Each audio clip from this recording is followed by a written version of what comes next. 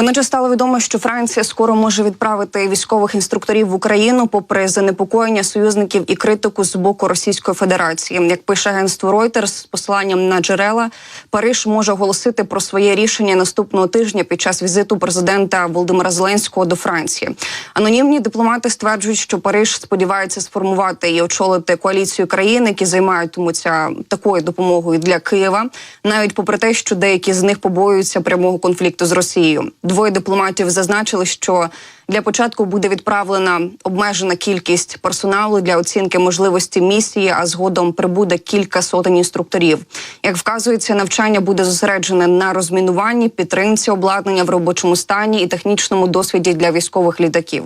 Також Франція фінансуватиме, озброюватиме і тренуватиме українську моторизовану бригаду. І, цитую, домовленості дуже просунуті, і ми можемо очікувати чогось наступного тижня, наголосив один із співрозмовників.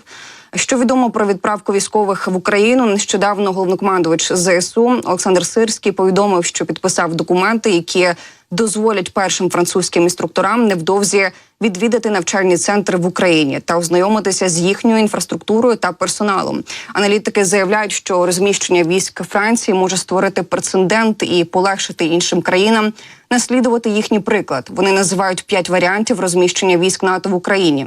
Військовий та політичний експерт, керівник Центру військово-правових досліджень, співзасновник Національної політичної академії Олександр Мусієнко не виключає, що після іноземних інструкторів в Україну можуть прибути навчальні військові контингенти партнерів. І чеська компанія, один із найбільших постачальників боєприпасів у Центральній Європі, попередила, що зростання цін і низька якість означають, що половину отриманих нею снарядів не можна буде надіслати Україні так швидко, як планувалося. Про це повідомляє з посиланням на Financial Times. Власник і глава CSG Міхал Стрндат повідомив, що очолювана Чехією ініціатива із закупівлі артилерійських боєприпасів для Києва почне поставляти снаряди в червні.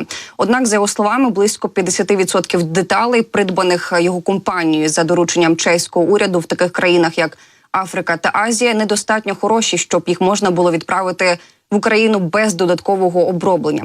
Для деяких снарядів CSG змушена додавати відсутні компоненти власного виробництва.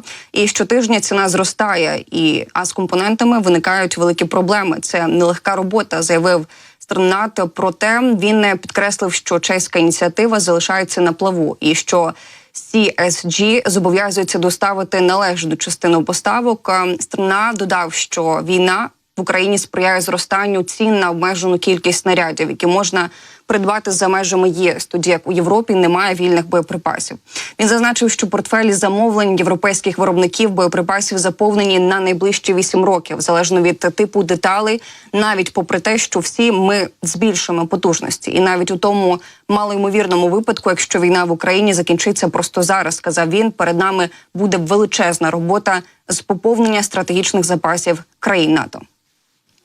І між Києвом і його західними партнерами, в тому числі Сполученими Штатами, починаються гострі суперечки щодо майбутнього захисту України від вторгнення Росії. Про це пише The Washington Post. Зазначається, що українські лідери все частіше скаржаться на те, що Вашингтон обмежує їхню здатність відповідати на напади Росії, оскільки політики США змушують їх робити більше для боротьби з корупцією навіть на тлі загострення війни.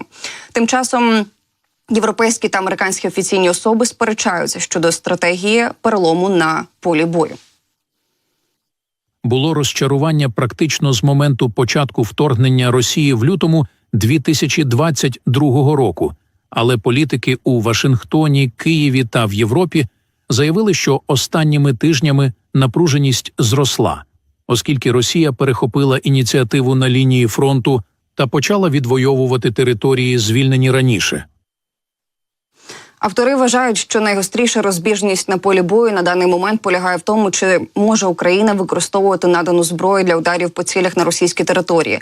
Так, адміністрація президента США Джо Байдена суворо заборонила Україні використовувати для цього американську зброю, оскільки вона побоюється, що це може перерости у прямий конфлікт між Вашингтоном та Москвою.